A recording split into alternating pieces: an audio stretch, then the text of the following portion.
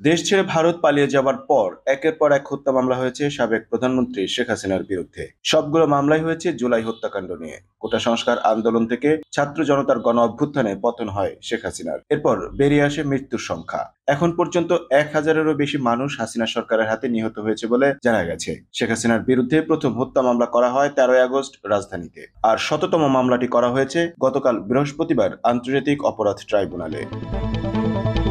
এসব মামলায় শেখ হাসিনা ছাড়াও সাবেক মন্ত্রী, সচিব, সংসদ সদস্য, আওয়ামী লীগের নেতাকর্মী সহ বেশ কয়েকজন সাংবাদিককেও আসামি করা হয়েছে। শেখ হাসিনার বিরুদ্ধে করা হত্যা মামলাগুলোর তথ্য বিশ্লেষণে দেখা যায়, গণহত্যার অভিযোগে 8টি মামলা আন্তর্জাতিক অপরাধ ট্রাইব্যুনালের তদন্ত সংস্থায় জমা পড়েছে, আর 94টি মামলা করা হয়েছে দেশের বিভিন্ন থানায়। সব মিলিয়ে শেখ হাসিনার বিরুদ্ধে এ পর্যন্ত 101টি হত্যা মামলা করার তথ্য পাওয়া গেছে। এছাড়া অপহরণ করে গুমের অভিযোগও একটি মামলা করা হয়েছে তার বিরুদ্ধে।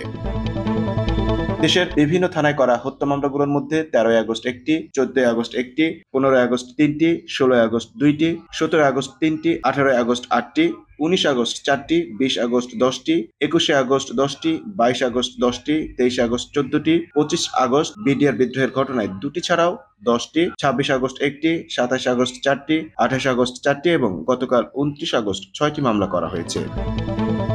আন্তর্জাতিক অপরাধ ট্রাইব্যুনালে গতকাল শেখ হাসিনার বিরুদ্ধে গণহত্যা ও মানবতা বিরোধী অপরাধের অভিযোগ আনা হয়েছে। বৈষম্য বিরোধী ছাত্র আন্দোলনকে কেন্দ্র করে 5 আগস্ট রাজধানীর শ্যামলীর রিং রোডে নিহত হয় মিরপুরের বিসিআইসি কলেজের শিক্ষার্থী নাসিব হাসান। তার বাবা গোলাম রাজ্জাকের পক্ষে সুপ্রিম কোর্টের আইনজীবী গাজী MH তামিম গতকাল অভিযোগটি করেন।